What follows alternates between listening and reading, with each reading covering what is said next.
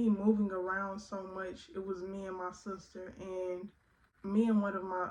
older sisters, and in that dynamic, it was a trauma bond because we moved around so much with just each other. So it was a bond that was built off of pain and trauma and feeling like we had to be close to each other because we were all that we had. And so in that space, in that connection, I couldn't have my own identity without making her feel like she was inadequate, or making her feel like she wasn't enough, or which I understand because of how we grew up and how we had to be in a certain space and in the mindsets that we had to have in those spaces. So I understand,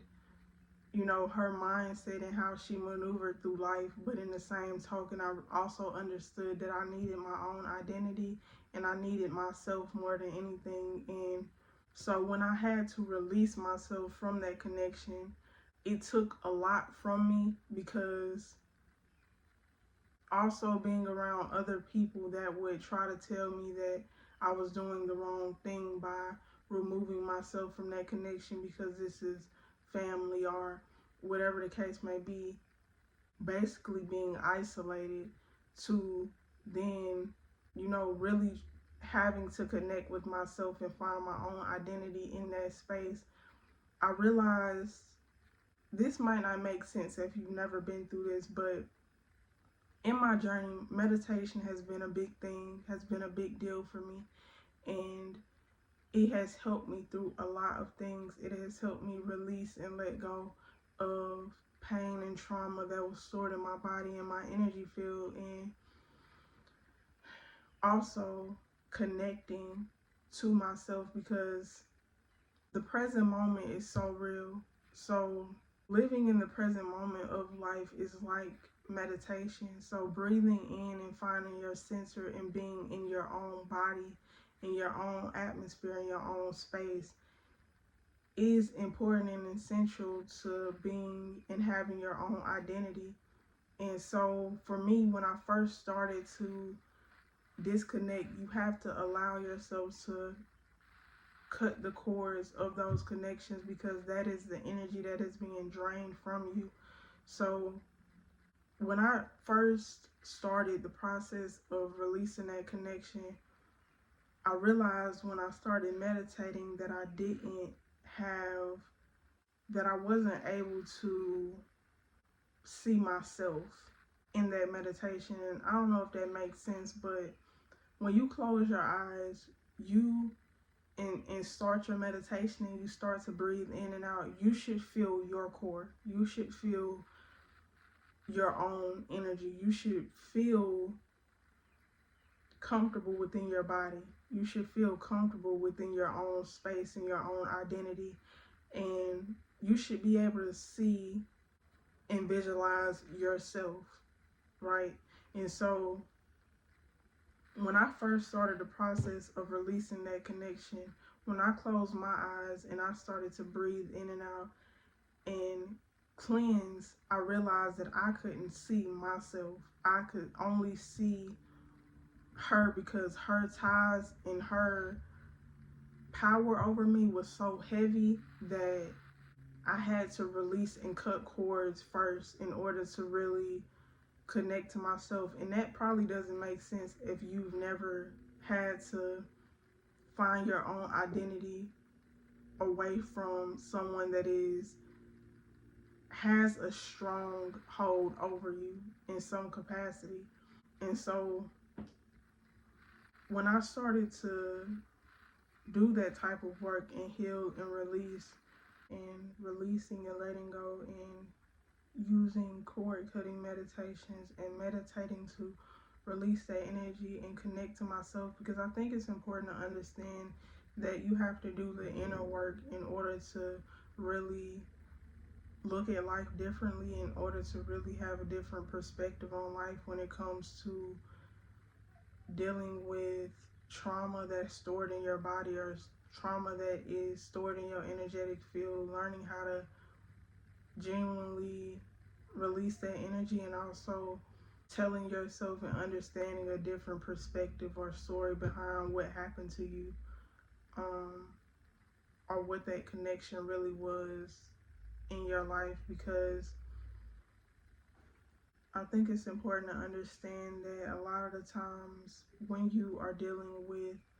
people that have strongholds on you, or you are giving so much power to, it takes a lot to walk away from those connections, especially when you are being judged in the process of doing so, because it doesn't look right to the next person, or it doesn't feel right to the next person. Still having the strength and the courage to look at that and still understand it is not for you, and still understand it is something that is harming you or hurting you, and you taking the first steps to step into your own power,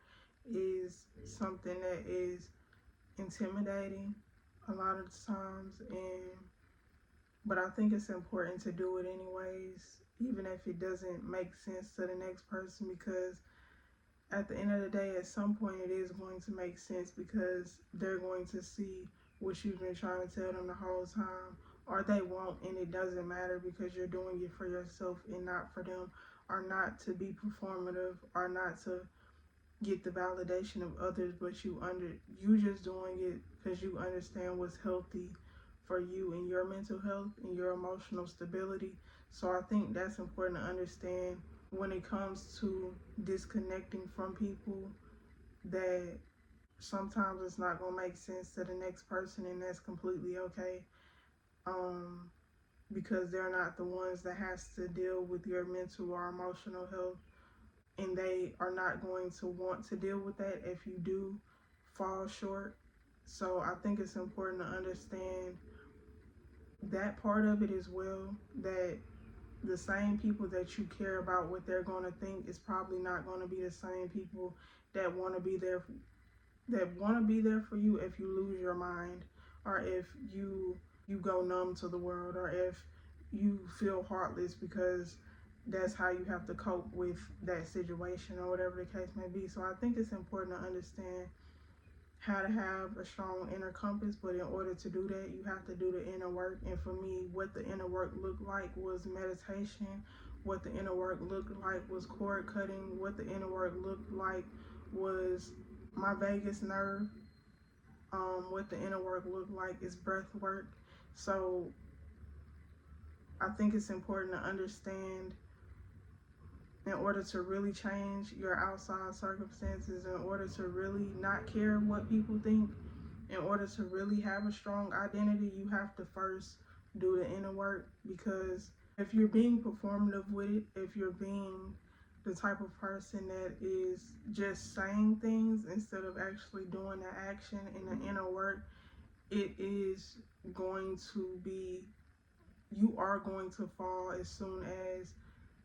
something real happens in your life. And I think that's important to understand, which is why I think the inner work is so real and so important, because you can tell people your boundaries all day, but if you don't stand on your own boundaries, you're still going to get walked over. Um, you can tell people what you deserve all day, but if you actually don't understand what you deserve, and you actually don't hold that as a real value within yourself, people are going to treat you however they want to treat you. And I think that's important to understand when it comes to